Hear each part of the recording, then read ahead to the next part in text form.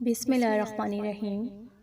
ہمارے پیارے نبی کریم صلی اللہ علیہ وآلہ وسلم کلیجی اور پیاز کیوں نہیں کھاتے تھے؟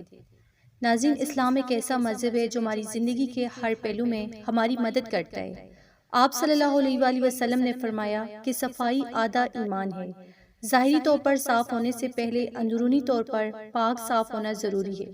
جب آپ گندگی کھاتے ہیں تو آپ کے پسینے سے بدبو آتی ہے۔ کھائیں بھی ایسی چیزیں جو اچھی ہوں۔ ہمارے نبی محمد صلی اللہ علیہ وآلہ وسلم ایسی چیزیں نہیں کھاتے تھے جن سے بدبو آتی ہو، اگرچہ وہ حلال ہو۔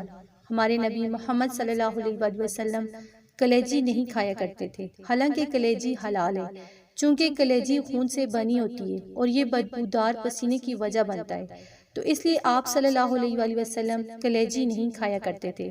آپ صلی اللہ علیہ وآلہ وسلم کچا پیاز نہیں کھایا کرتے تھے کیونکہ اس سے منہ میں بدبو آتی ہے، حالانکہ یہ بھی حلال ہے، جائز بھی ہے اور صحت کے لیے بھی مفید ہے، لیکن آپ صلی اللہ علیہ وآلہ وسلم کلیجی اور پیاز کا استعمال نہیں کرتے تھے کیونکہ ان سے جسم میں بدبو آنا شروع ہو جاتی ہے۔ آپ صلی اللہ علیہ وآلہ وسلم کے ہر فرمان میں کوئی نہ کوئی حکمت ضرور ہوتی ہے، تو لہٰذا ہمیں چاہیے کہ ہم آپ صلی اللہ علیہ وآلہ وسلم کے ہر فرمان پر عمل کریں۔ آپ صلی اللہ علیہ وآلہ وسلم کے ایک اور حدیث ہے کہ جس میں آپ صلی اللہ علیہ وآلہ وسلم نے ارشاد فرمایا، پاکیزگی ایمان کا حصہ ہے۔ تو اللہ تعالی ہم سب کو آپ صلی اللہ علیہ وآلہ وسلم کے ہر فرمان پر عمل کرنے کی توفیق عطا فرمائے، آمین۔ تو اگر آپ کو ویڈیو اچھی لگی، اسے آپ نے لائک کرنا ہے، شیئر کرنا ہے اور چینل کو سبسکرائب کرنا ہے۔ جزاک اللہ۔